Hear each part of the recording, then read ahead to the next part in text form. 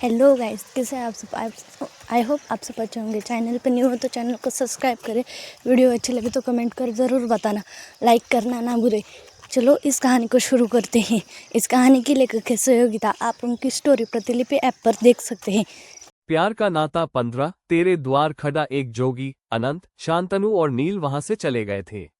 निर्भय भी नयांश को छिछोरा मवाली कहकर वहां से जाने लगा तो सलाखें पके खड़ा नयांश बोला, वैसे डॉक्टर साहब ने ऐसा किया क्या था जो आप उस क्रोधानत को छोड़ने के लिए विवश हो गए? इस बात पर निर्भय ने मुड़कर उसे अपनी तीखी नजरों से घूरा तो नयांश मुस्कुराकर बोला, मुझे तो लगता है कि आपका वो सपना ही सच होने वाला होगा, इसीलिए आपने। तू बकवास बंद कर अपनी, वरना कल सुबह भी नहीं छोड़ूंगा तुझे, निर्भय ने गुस्से में उस पर उंगली पॉइंट करते हुए कहा। ये सुनकर नयांश ने बच्चों की तरह मुंह पर उंगली रख ली। निर्भय पलटकर वहां से अपने केबिन की तरफ जाने लगा, लेकिन फिर रुक गया क्योंकि वहां खिड़की में से बाहर का नजारा साफ दिखाई दे रहा था, जहां शांतनु, अनंत और नील कार के पास खड़े थे। मैं आपके साथ नहीं जाऊंगा, सुना आपने? ये कहते हुए अनंत वहां से जाने लगा तो शांतनु उसका हाथ पकड़ते हुए बोला, देखो अन्नू, बारिश की वजह से मौसम काफी ठंडा हो गया है, दोबारा बारिश आ सकती है और तुम्हारी कार भी अब खराब है, प्लीज चलो मेरे साथ। मैंने कहा ना नहीं जाना आपके साथ। अनंत ने अपना हाथ छुड़ा लिया और आगे चल दिया। पीछे खड़े शांतनु और नील उसे देखते रहे। तभी शांतनु ने नील की तरफ देखा, जिसने एक हल्की सी टी शर्ट पहनी हुई थी और वो ठंडी हवाओं की वजह से कपकपा रहा था। शांतनु ने अपनी जैकेट उतारी और उसे उड़ाते हुए बोला, तू कार में बैठ, मैं लेकर आता हूँ उसे। नील ने भी हाँ में सिर हिला दिया और कार में जाकर बैठ गया। शांतनु ने जैकेट के नीचे जो ब्लैक टी शर्ट पहनी थी वो बिना बाजू की थी। उसने जब जैकेट उतारी तो वहां खिड़की के में से देख रहे निर्भय की नजरें शांतनु पर ही टिक गईं। उन ठंडी हवाओं के बीच उस cut sleeve black T shirt में वो काफी हॉट लग रहा था। इंस्पेक्टर साहब इस बार शरीफ बनना चाहते हैं, लेकिन डॉक्टर साहब ने भी कसम खाई है कि मैं इस ठरकी को शरीफ बनने ही नहीं दूंगा। शांतनु को अब अनंत को रोकना था और बातों से तो वो रुकने वाला नहीं था, इसलिए शांतनु अपने तेज कदमों से चलते हुए एकदम से उसके सामने आ गया। अनंत ने साइड से निकलना चाहा तो शांतनु ने एकदम से उसे कंधे पर उठा लिया और कार की तरफ लेकर बढ़ गया। ये क्या कर रहे हैं आप? छोड़ो मुझे। अनंत अपने पैर हिलाने लगा और उसके कंधों को झंझोने लगा। इधर निर्भय भी हैरानी से उसे देखता रहा। शांतनु ने अनंत के बम पर थप्पड़ मारा और हल्के गुस्से में बोला, वहां वो नील ठंड से कांप रहा है और तुम्हें बस अपने ईगो की पड़ी है, उसकी कोई चिंता नहीं। ये सुनकर अनंत ने अपने पैर हिलाने बंद कर दिए। शांतनु ने उसे कार के पास लाकर छोड़ा और अनंत जल्दी से कार के पीछे का दरवाजा खोल अंदर घुस गया। नील ने शांतनु की जैकेट से खुद को कवर किया हुआ था। अनंत ने जल्दी से आकर उसे अपनी बाहों में भर लिया। ये देख वहां खड़े शांतनु के होठों पर हल्की सी मुस्कान आ गई। इधर निर्भय की नजरें भी उस पर से हटने का नाम नहीं ले रही थीं। लॉकअप में सलाखें पकड़कर खड़ा नयांश भी काफी देर से निर्भय को नोटिस कर रहा था। उसे बाहर का कोई भी नजारा दिखाई नहीं दे रहा था, इसलिए उसने पूछ लिया, ये आप किस पर नजरें जमाए हुए हो? निर्भय को तो जैसे उसकी कोई बात सुनाई ही नहीं दी, वो तो एकटक शांतनु को ही निहारे जा रहा था जो उस कार के बाहर खड़ा था। फिर उसने कार का गेट खोला और ड्राइविंग सीट पर बैठ गया। उसने कार स्टार्ट की और आगे बढ़ा दी। इधर नयांश खुद में ही बड़बड़ाया, ऐसा क्या दिख गया इन्हें जो इतना खो गए? उसने फिर से निर्भय को आवाज दी, भैया भैया। अब जाकर निर्भय ने उसकी आवाज सुनी और उसकी तरफ देखकर चिढ़ भरे लहजे में बोला, क्या है? ऐसा क्या था उस खिड़की के बाहर जो इतना खोए हुए थे? कहीं वो डॉक्टर तो नहीं? उसने छेने वाले लहजे में कहा, जिसे सुनकर निर्भय चिड़चिड़ाकर बोला, कोई नहीं था वहां। इतना कहकर निर्भय जाने लगा तो पीछे से नयांश फिर बोला, भैया हमारी सिचुएशन देखकर मुझे एक फिल्म याद आ रही है। उसमें भी हमारी तरह 3 भाई थे। बड़ा भाई पुलिस ऑफिसर था आपकी तरह और बीच वाला भाई टपोरी था मेरी तरह, बस फर्क है तो उस छोटे वाले का। उस फिल्म में छोटा वाला सिंह था और हमारा पगला पंडित। ये सुनकर निर्भय वहीं रुक गया और उसकी तरफ नासमझी भरे भाव से देखने लगा। मतलब उसे समझ ही नहीं आया कि ये कौन सी फिल्म की बात कर रहा है। नयांश अपनी बात कहता रहा, आपका और मेरा बिल्कुल उस फिल्म जैसा सीन बन रहा है, बस फर्क इतना है कि आप मुझे पीटकर नहीं लाए हो और वो पुलिस ऑफिसर अपने भाई को खुद पीटकर जेल में लाया था। Shut up. निर्भय उस पर चिल्लाया, अब अगर तूने अपनी ये फिल्मी बकवास बंद नहीं की न तो मैं अंदर आकर तुझे पीटूंगा और वो सीन तुझे किसी भी फिल्म में नहीं मिलेगा। ये सुनकर नयांश ने फिर से बच्चों की तरह मुंह पर उंगली रख ली, क्योंकि यहाँ तो इस जल्लाद से बचाने के लिए माँ और अम्मा भी नहीं थी। निर्भय पलटकर अपने केबिन में चला गया। तभी कानूराम और मुकुलदास वहां आए और नेयांश को जेल में बंद देखकर असमंजस में पड़ गए। सर जी ने अपने भाई को ही जेल में डाल दिया? कानूराम बोला। मुकुलदास भी अंदाजा लगाकर कहने लगा, लगता है आज ये मारपीट करते हुए पके गए होंगे। उनकी ये फुसफुसाहट भरी बातें नेयांश सुन रहा था। वो बड़े ही आरामदायक लहजे में बोला, अंदाजा बिल्कुल सही लगाया तुमने। आज मैं मारपीट करते हुए पका गया केवल उस क्रोधानत की वजह से, वरना मुझे पकना मुश्किल ही नहीं नामुमकिन था। उसकी बातें सुनकर वो दोनों और भी असमंजस में पड़ गए। ये क्रोधानत कौन है? कानूराम ने उससे पूछा। वही जिसके क्रोध का कोई अंत नहीं। ये कहते हुए नेयांश मुड़ा और वहां पत्थर की बनी एक पट्टी पर जाकर लेट गया। कानूराम और मुकुलदास को उसकी बातें फिर भी समझ नहीं आई। इस बार मुकुलदास उससे पूछने लगा, पर वो क्रोधानत कहाँ है? उसे क्यों नहीं पका सर जी ने? पका तो था, लेकिन उसका भाई उसे छुड़ाकर ले गया। सच में?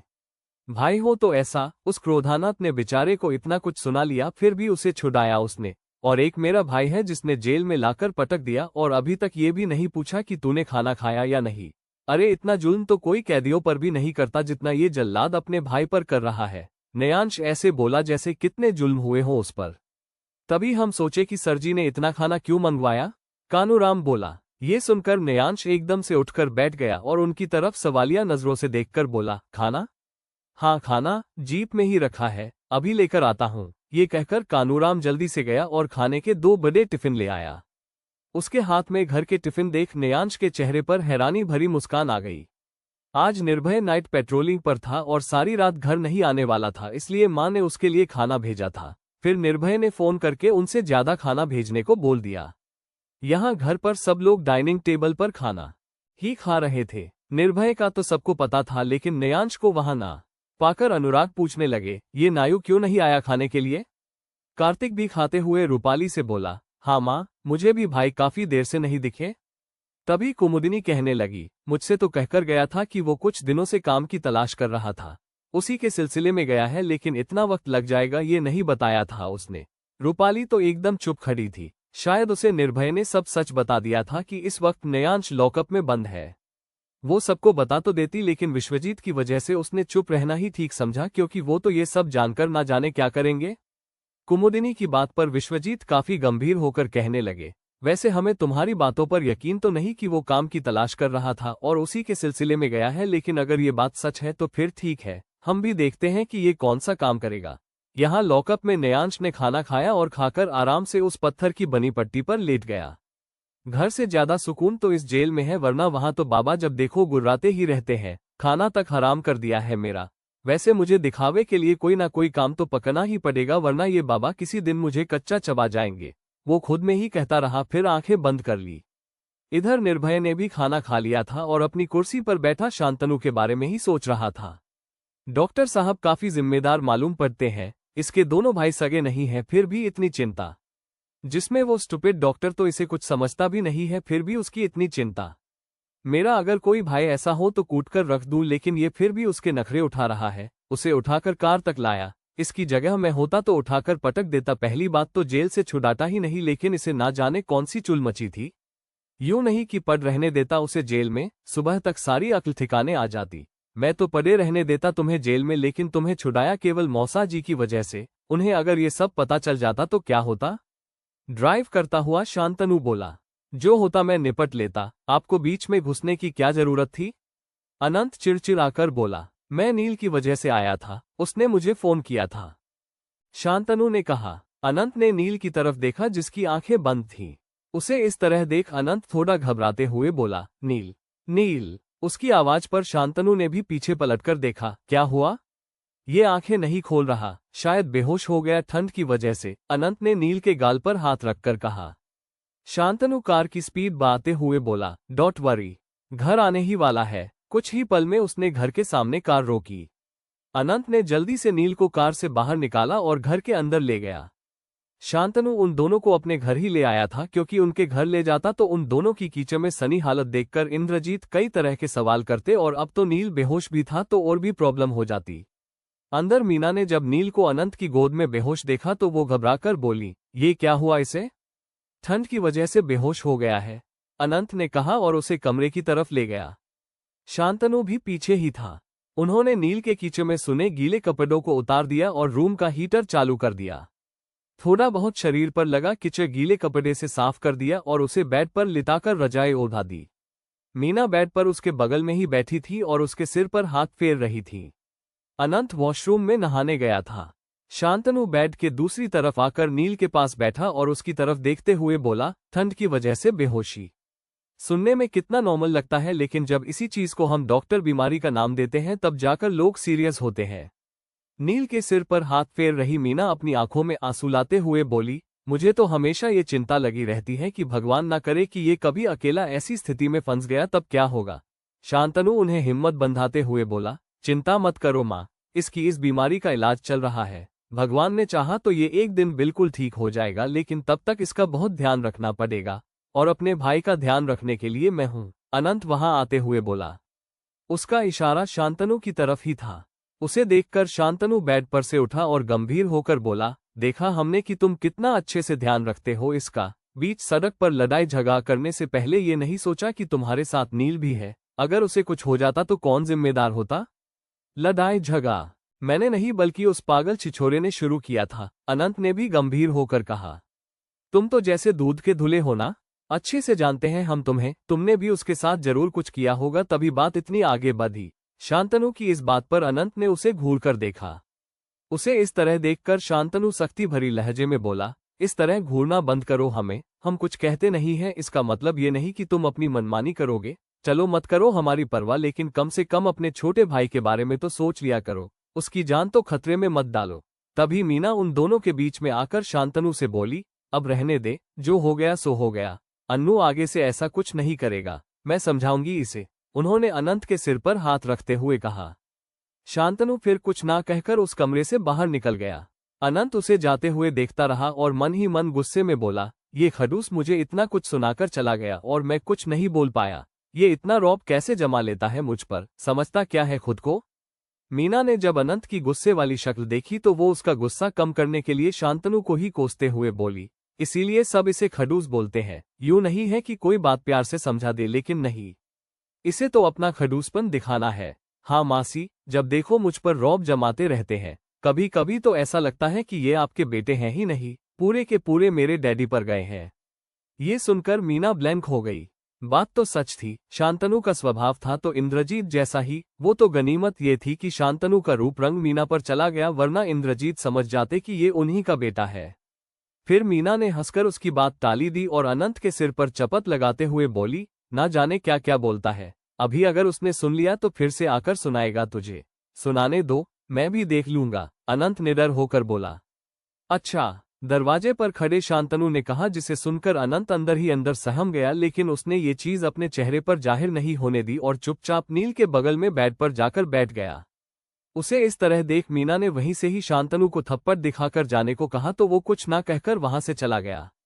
फिर मीना अनंत के सिर पर हाथ फेरते हुए बोली, अब तू आराम से सो जा और अगर किसी चीज की जरूरत हो तो फोन की घंटी बजा देना। अनंत ने भी सिर हिला दिया। फिर मीना नील के पास आकर उसके सिर को प्यार से चूमते हुए वहां से चली गई। अनंत उसे जाते देख मन ही मन बोला, कितना अच्छा होता अगर मासी हमेशा हमारे साथ रहती, पर वो खड़ूस भी तो इन्हीं के साथ है। आई डोंट लाइक दिस खड़ूस एट ऑल। फिर उसने नील के माथे को छूकर देखा तो उसके शरीर का तापमान अब थोड़ा सामान्य था और वो गहरी नींद में सो रहा था। अनंत ने उसे अपनी बाहों में भरा और नम आंखों से बोला, सॉरी नील, मेरी वजह से तेरी ये हालत हो गई। I am really sorry. अगले दिन सुबह सुबह कार्तिक अपनी स्कूटी पर निकला। इस समय उजाला भी ढंग से नहीं हुआ था। वो सीधा पुलिस स्टेशन गया।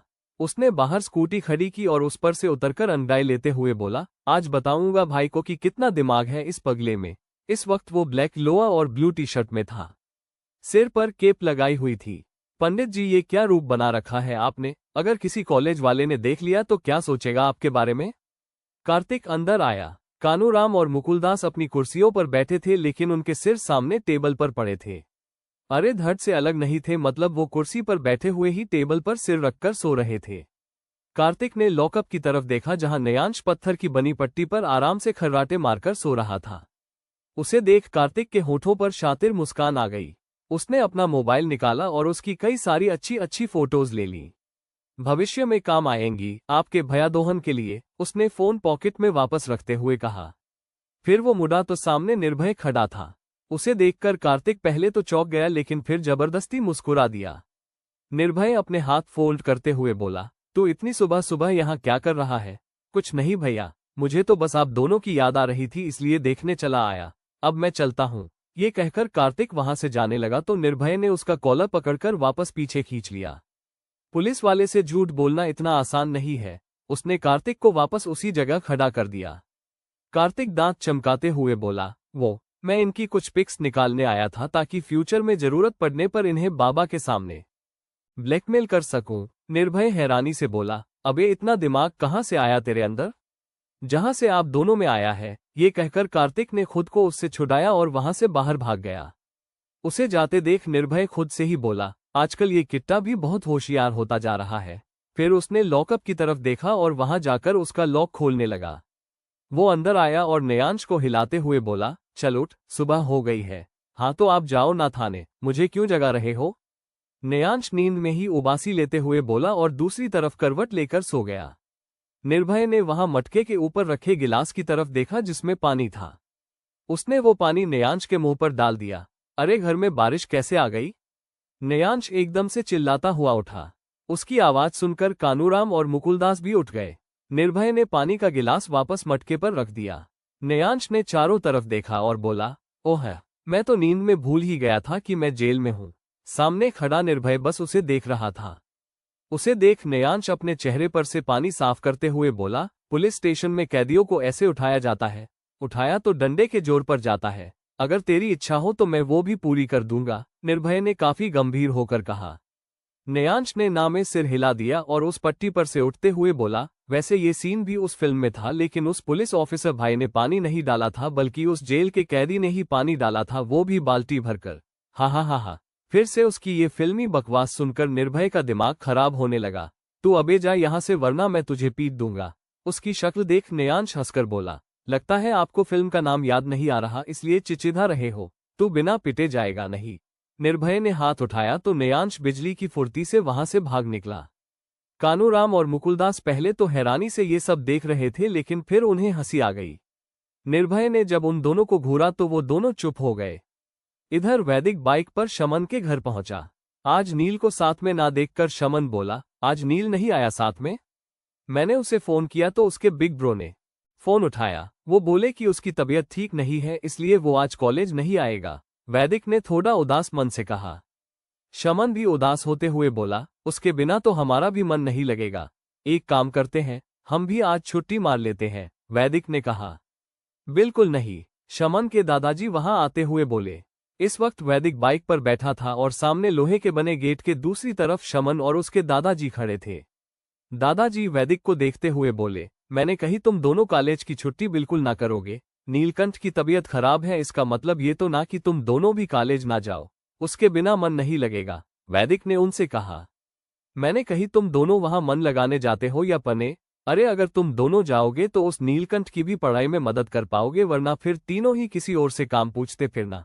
अरे दादाजी, ऐसा आपके जमाने में हुआ करता था। हमने तो टीचर को ही पटा रखा है, तो किसी और से काम पूछने की क्या जरूरत? हा हा हा हा। वैदिक हंसने लगा, जिसे देख दादाजी हैरान रह गए। मैंने कही क्या बेशर्म बच्चे हो तुम, अपने गुरु को ही पटा लिया। घोर कलयुग है। हाँ दादाजी, सही कहा आपने, घोर कलयुग है, इसलिए आप भी किसी बुढ़िया को पटा लीजिए और उसके साथ बिजी हो जाइए, ताकि आपका ये पोता मेरे साथ अपनी लाइफ चैन से जी सके। वैदिक ने ये कहकर शमन की तरफ देखा, जो अब घबरा गया था और ना में सिर हिला रहा था। इधर दादाजी थोड़ा गुस्से में बोले, क्या कही तूने? अब क्या कही, आप सुनते ही ना हो, बार बार थोड़े ही कहूंगा, वैदिक बेपरवाही से बोल गया। दादाजी वहां दरवाजे के पास रखा डंडा उठाते हुए बोले, मैंने कही अब बोलने की जरूरत भी ना पड़ेगी, क्योंकि अब मेरा डंडा बोलेगा। वैदिक डर गया, लेकिन शमन वो डंडा पकड़ते हुए बोला, रहने दीजिए दादाजी, ये तो आपके गाने से ही मर जाएगा, इसके लिए डंडा उठाने की कोई जरूरत नहीं। क्या कही? दादाजी नासमझी भरे भाव से बोले, मेरा मतलब, आपके तो संगीत में ही इतनी शक्ति है जो इसे मार जैसा एहसास करवा सकती है। आप इसके सामने कोई अच्छा सा भजन गा दीजिए, ये रोता हुआ आपके चरणों में गिर जाएगा। ये बात तो एकदम सही कही तूने। ये कहते हुए दादाजी ने वैदिक की तरफ देखा, जिसकी शक्ल अभी से रोने जैसी हो गई थी भजन का नाम सुनकर। वो अपने हाथ जोड़ते हुए बोला, नहीं, मैं कोई भजन नहीं सुनूंगा, और अगर आपको भजन गाना ही है तो काली माँ के मंदिर में जाकर गाइए, आज शाम को वहाँ प्रोग्राम है। मैंने कही जरूर गाऊंगा और साथ में तुम दोनों को भी लेकर जाऊंगा, दादाजी खुश होकर बोले।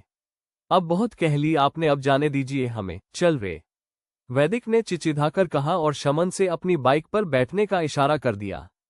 शमन भी अपना कॉलेज बैग ले आया और वैदिक के पीछे बैठ गया। बाय बाय दादाजी, शमन ने उन्हें हाथ हिलाकर बाय किया और वैदिक ने तेजी से बाइक भगा दी, ये सोचकर कि दादाजी फिर न कहने लग जाएं। यहाँ नयांश एक बड़ी सी इमारत के सामने खड़ा था जिस पर बड़े बड़े शब्दों में लिखा था विश्वा थिएटर। उसे देख नयांश मुस्कुराते हुए बोला, मिल गया काम।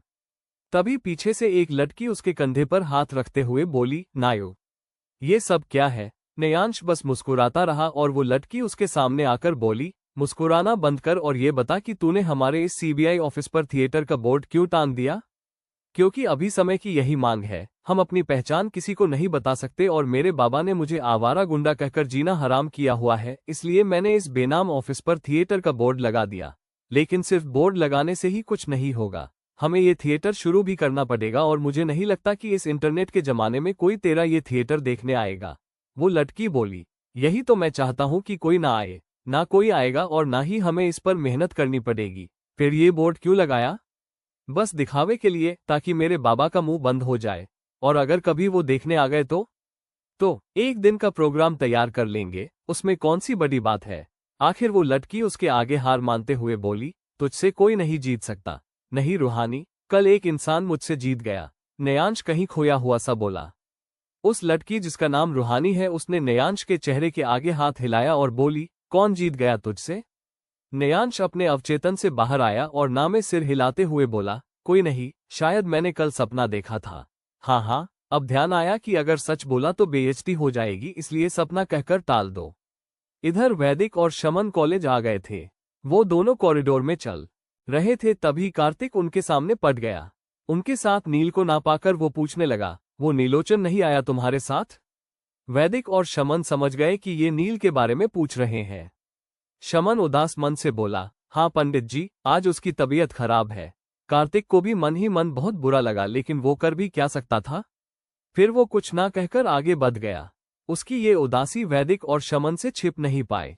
लगता है हमारी तरह पंडित जी को भी उसकी कमी बहुत खल रही है, वैदिक ने शमन से कहा, जिसे सुनकर शमन ने भी उसकी बात पर सहमत होकर सिर हिला दिया। इधर नील तो आराम से डाइनिंग टेबल के सामने कुर्सी पर बैठा ब्रेकफास्ट कर रहा था। शांतनु और अनंत तो अपने अपने हॉस्पिटल चले गए थे। नील सुबह जानबूझकर उठा ही नहीं। उन दोनों ने सोचा कि बेचारे की तबीयत ठीक नहीं होगी, लेकिन इस बेचारे ने उन्हें उल्लू बना दिया और अब मजे से मीना जी के हाथ का बना ब्रेकफास्ट खा रहा है। हालांकि रात में ठंड की वजह से इसकी हालत खराब थी, लेकिन सुबह ये बिल्कुल ठीक हो गया था। मीना ने उन दोनों से कह दिया कि वो दोनों अपने काम पर जाएं, वो इसका ख्याल रख लेंगी, इसलिए वो दोनों चले गए। मासी, एक पराठा और ले आओ। उसकी आवाज पर मीना एक और पराठा लेकर आए और उसकी प्लेट में रख दिया। आपने ये बहुत टेस्टी बनाए हैं, उससे ये कहते हुए वो खाने लगा। मीना उसे देखकर हल्के से हंस दी। फिर वो उसके सिर पर चपत लगाते हुए बोली, अन्नू और तनु तेरे लिए परेशान हो रहे हैं और तू यहाँ मजे से खा रहा है। उनकी वजह से कल मैं परेशान हुआ, इसलिए आज उन्हें होने दे, नील खाते हुए ही बोला। ये देख मीना बस मुस्कुराकर रह गई, लेकिन अंदर ही अंदर उसे इस बात का दुख भी था कि नील को अभी ये पता ही नहीं कि उसका इस तरह ठंड में बेहोश हो जाना कोई नॉर्मल बात नहीं थी, बल्कि ये एक बीमारी थी जिससे उसकी जान को भी खतरा हो सकता था। पर शांतनु उन्हें इस बात का विश्वास दिलाता था कि ये बीमारी ठीक हो जाएगी, इसलिए उनके मन में थोड़ी उम्मीद थी। शाम को शांतनु और अनंत घर आए तो नील एकदम ठीक था, जिसे देख उन दोनों के उदासी भरे चेहरों पर राहत भरी मुस्कान आ गई। फिर अनंत नील को लेकर अपने घर चला गया। उनके जाने के बाद मीना ने शांतनु की तरफ देखा और कहने लगी, चल अब मंदिर चलते हैं। मंदिर? हाँ तनु, कल से नील की हालत देखकर मेरा मन बहुत अशांत है, इसलिए मैं मंदिर जाना चाहती हूँ और आज तो उस मंदिर पर प्रोग्राम भी है। फिर शांतनु ने भी उनकी बात मानते हुए सिर हिला दिया। इधर कुमुदिनी घर से बाहर निकली तो रास्ते में उनकी कार खराब हो गई। ड्राइवर खराबी चेक कर रहा था और वो कार के पास खड़ी थी। सामने से निर्भय अपनी जीप में आ रहा था। उन्हें देखकर वो रुक गया। क्या हुआ अम्मा, कार खराब हो गई? चल अब तू ही मंदिर छोड़ दे मुझे, वो उसकी जीप में बैठते हुए बोली। लेकिन अम्मा मैं तो अब क्या इतना बड़ा पुलिस ऑफिसर बन गया है जो मुझे मंदिर भी नहीं छोड़ेगा? उन्होंने ये कहा तो निर्भय सिर हिलाते हुए बोला, ठीक है, चलता हूँ। यहाँ कार्तिक 2 मंजिला घर के सामने खड़ा था। ये घर इंद्रजीत का था, यानी हमारे नील और अनंत का। अब इस पगले को यहाँ का पता कैसे मिला, इसके बारे में इतना सोचने की जरूरत नहीं। वो जिस कॉलेज में पढ़ता है नील वहाँ पढ़ता है, तो उसके घर का एड्रेस मालूम करना उसके लिए कोई बड़ी बात नहीं। क्या करे बालक, तुम्हें देखे बगैर मनमान नहीं रहा, लेकिन अब अंदर कैसे जाएं? उसने खुद से ही कहा। जारी है। कार्तिक के लिए एक बहुत पुराना सॉन्ग याद आया मेरे को, तेरे द्वार खड़ा एक जोगी, तेरे द्वार खड़ा एक जोगी, ना मांगे वो सोना चांदी, मांगे दर्शन देवी। खैर यहाँ देवी नहीं देवता है जिसके दर्शन का ये अभिलाषी है। पाठ पसंद आए तो कमेंट करना ना भूले और वीडियो को लाइक करें और मेरे चैनल को सब्सक्राइब कीजिए।